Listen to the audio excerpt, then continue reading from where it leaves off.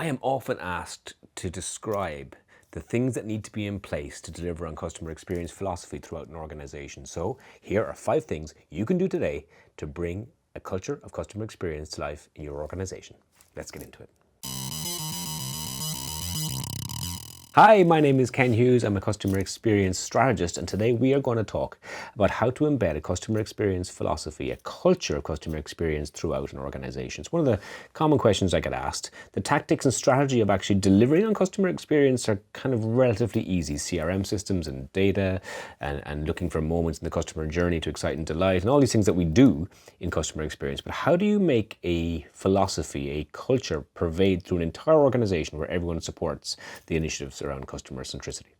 Well, to me, there are 5 things. There's kind of 5 key foundation blocks that you need to lay and have in place to make sure you can deliver on that. So let's get into what those are. The very first one is to lead from the top. I am very wary of any leader who doesn't roll their sleeves up and really get into the customer interface and want to be there. I had a breakfast meeting with the CEO of a hospital group in America recently. And he was telling me that on a regular routine basis, when he visits one of his hospitals, he takes off his jacket, takes off his tie, and puts on one of the plastic aprons that the dinner staff use, and visits patients at their bed, delivering trays of lunch and dinner with all the rest of the dinner staff. Because he's worked out that for some reason, a bit like hairdressers, patients don't talk to clinicians, nurses and doctors about their care, but they will happily tell all sorts of stories to the dinner staff. And so these are the moments he gets right up close and personal with the customer, hears the stories, and from those stories he often makes small customer experience improvements.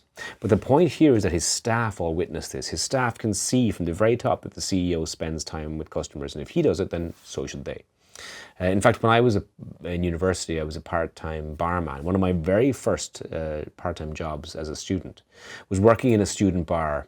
And the owner of the student bar kind of taught me a lot of things I know today about customer centricity. He ran a bar all focused around student experience. So while other bars didn't want the student crowd, they thought them too messy, too noisy, he didn't believe that the product was beer and cocktails. He believed the product. And I remember him saying this, the product is the best night out of someone's life. That's what we give.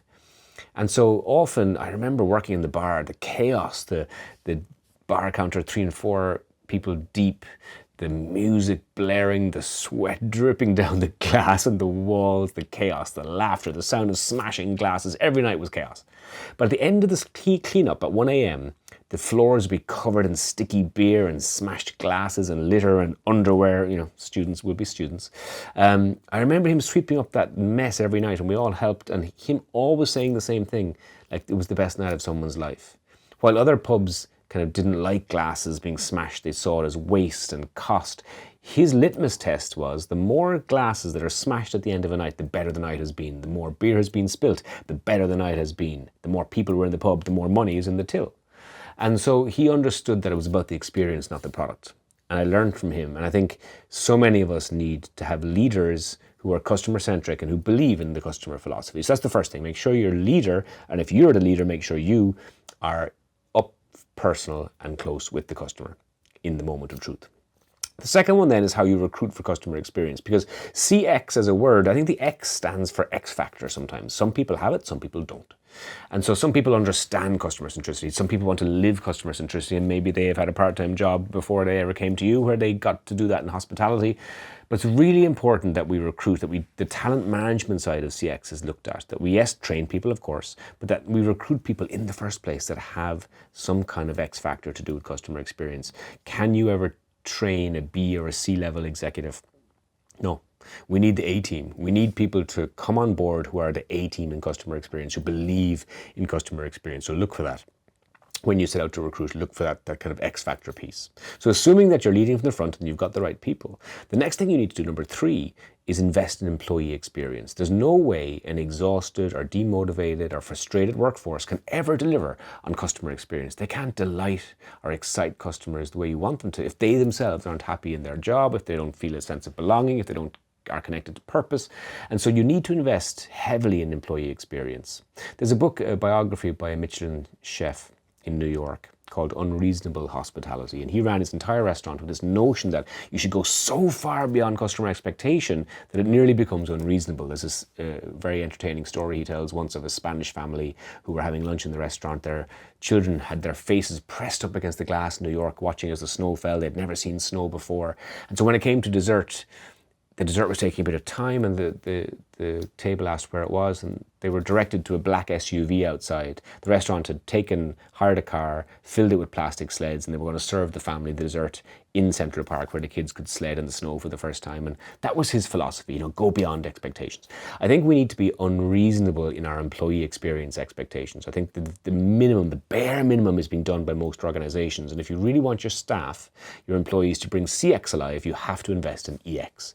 You have to give them much more flexible vacation, much more flexible working styles and hours. You need to think about personal and mental health. You need to think about investing in their passions outside of work, really making them feel that they're seen, heard, and valued beyond just their productivity, beyond their work. And so once you've done that, then you have a motivated workforce that are, of course, happy to bring the CX part to life. So that's it. Lead from the front. Make sure you recruit the right people. Make sure once you have recruited them that you invest in them from an employee experience. Then the next fourth thing you have to do is empower those employees. So the employees can't bring the CX piece alive unless they feel empowered to do so. Watching the leader is one part, but also knowing that they can make decisions outside the process to make a customer happy is really important. Like the Ritz-Carlton are geniuses at this. They have their $2,000 budget that any frontline person can use to make a customer happier should they need to do it.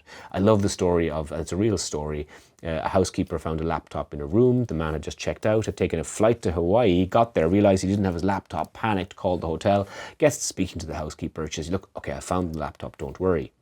Now, she hasn't really solved his problem though. She's found the laptop, but he still has this meeting he needs to get to. He needs the files on the laptop. So what does she do?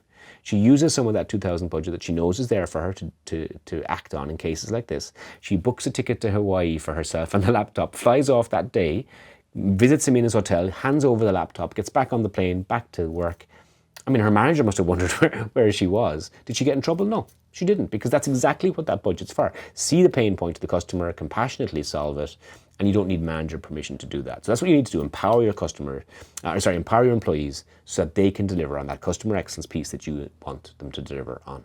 And the last thing then is making sure that you share the customer experience stories amongst the entire organization.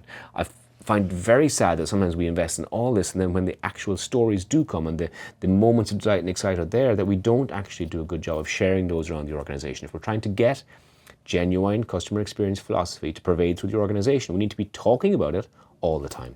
I once worked with an insurance company who printed out little CX stories on paper mats that they put on the canteen trays every day.